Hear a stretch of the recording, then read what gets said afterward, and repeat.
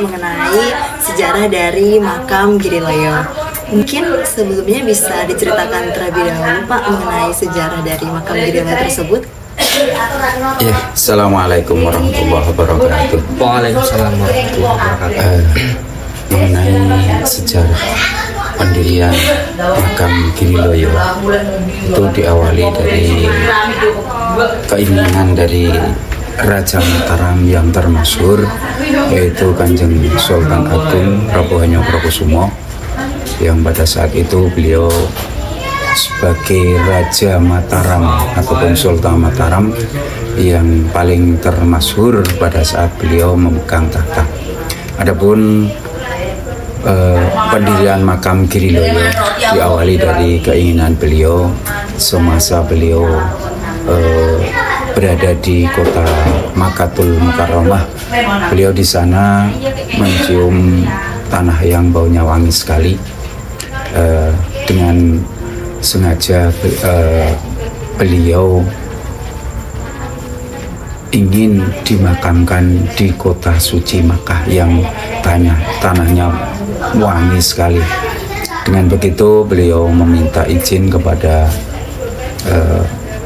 penguasa Makkah ataupun Sultan Makkah pada saat itu.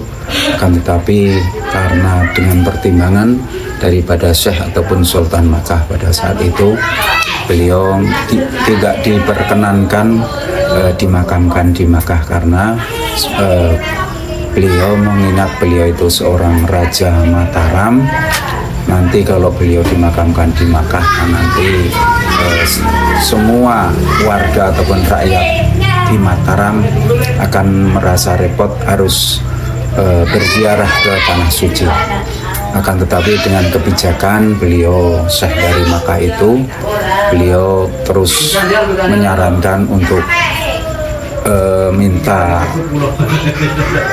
saran dari Kanjeng Sunan Kalijogo pada saat itu. Oleh Kanjeng Sunan Kalijogo disarankan pada saat itu beliau Kanjeng Sunan melempar batu yang berasal dari Makkah yang sekarang ada di sana di lokasi makam Giriloyo. Di sanalah nanti tanah wangi yang untuk pemakaman Kanjeng Sultan itu di mana jatuhnya, supaya beliau oleh Kanjeng Sunan Kalijogo disuruh mencari di mana jatuhnya batu ataupun tanah wangi yang dari Makkah itu. Dengan begitu Kanjeng Sultan lalu mencari, menapak tilas di mana jatuhnya tanah wangi yang dilempar oleh Kanjeng Sunan Kalijogo. Sampai berbulan-bulan beliau mencari di mana jatuhnya tanah wangi itu. Beliau bermunajat dan bertapa yang sampai di ada petilasan namanya Bengkung. Di sana itulah beliau bermunajat kepada Allah, minta petunjuk di mana jatuhnya Siti Wangi itu. Akan tetapi dengan begitu belum ditemukan, beliau langsung meneruskan perjalanan sampai di bukit yang namanya sekarang itu Bukit Makbul. Nah, disitulah beliau Kanjeng Sultan Agung melihat cahaya yang berasal dari jatuhnya Siti Wangi itu. Akan tetapi sampai 3 kali beliau Kanjeng Sultan Agung mencari sinar itu yang berada di makam ataupun di tanah daerah yang nantinya untuk ditempati makam untuk Kanjeng Sultan dan semua putra keturunannya. Sampai 3 kali beliau baru menemukan disitulah makam Siti Wangi jatuh di Bukit Giriloyo. Nah, dengan begitu, karena tanah wangi ataupun batu yang dilempar itu sudah ketemu di situ di Bukit Giriloyo, akhirnya beliau Kanjeng Sultan Agung memerintahkan kepada paman beliau, yaitu Kanjeng Panembahan Juminah, itu putra Panembahan Senopati, untuk mendirikan dan membangun makam untuk beliau Kanjeng Sultan Agung dan semua putra dan anak keturunan beliau Kanjeng Sultan Agung. Itu diawali sekitar tahun 1635 Masehi. Dengan begitu sudah dibangun sampai beberapa bulan, beberapa tahun, akhirnya makam itu sudah hampir jadi.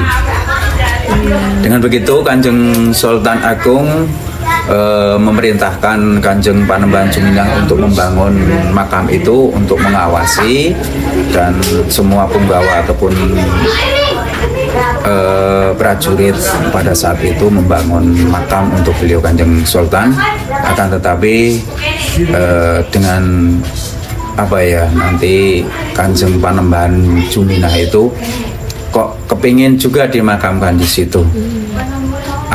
Akan tetapi ya karena beliau Kanjeng Sultan itu kan Sabdo Pandito Ratu itu istilahnya mujarab ataupun bisa saja terjadi. Setelah itu Kanjeng Panembahan Juminah minta izin dimakamkan di situ juga. Akan tetapi dengan mungkin dengan kesaktian beliau atau beliau Kanjeng Panembahan Juminah minta izin dimakamkan di situ. Lalu Kanjeng Sultan Agung itu nggak usah lama-lama paman, kalau mau dimakamkan di sini monggo segera dimakamkan. Dengan begitu Kanjeng Panembahan Juminah selang beberapa lama langsung wafat dan dimakamkan di Giriloyo. Nah, disitulah makam untuk Panembahan Juminah yang pertama kali dimakamkan di makam Giriloyo. Setelah itu karena mungkin beberapa pertimbangan, Kanjeng Sultan Agung yang pertama mungkin agak kecewa karena tempat makam beliau sudah didahului oleh Kanjeng Paman. Akhirnya beliau Kanjeng Sultan Agung memindahkan Siti Wangi ataupun Tanah Wangi itu di Bukit Merak di Pajimatan Imogiri sana. Akhirnya yang sampai sekarang sebagai makam Raja-Raja Mataram. Disitulah yang awal daripada cerita untuk makam Giriloyo. Di situ di samping ada makam-makam banyak dari punggawa Mataram, Terah Mataram, dan juga prajurit-prajurit Mataram yang pada waktu itu wafat dan dimakamkan di Giriloyo. Banyak sekali itu makam-makamnya. Di dalam juga ada makamnya Kanjeng Ibu dari Sultan Agung, Kanjeng Ratu Maseti.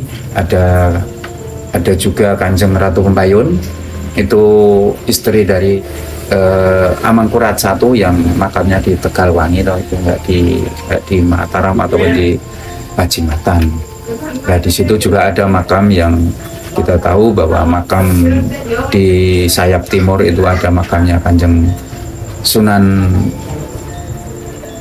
ataupun Kanjeng Sultan Cirebon. Itu beliau masih terah dari Kanjeng Sunan Gunung Jati. Di situ beliau dimakamkan. Ada versi bahwa makam yang pertama dimakamkan di situ malah Kanjeng Sunan ataupun Kanjeng Sultan Cirebon. Ya, begitu cerita daripada makam Giriloyo yang saya tahu.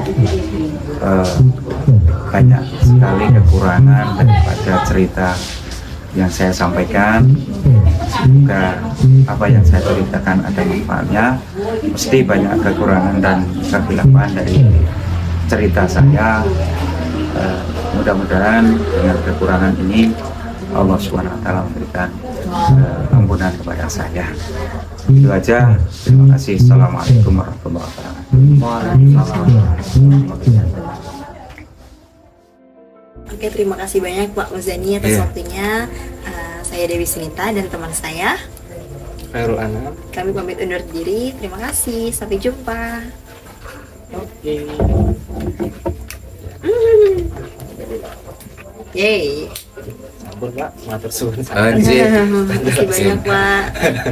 Ya wis aku ngono kuwi Nanti masuk TV. Lengkap. Saya TV apa? Alhamdulillah. Nanti di RCTI itu.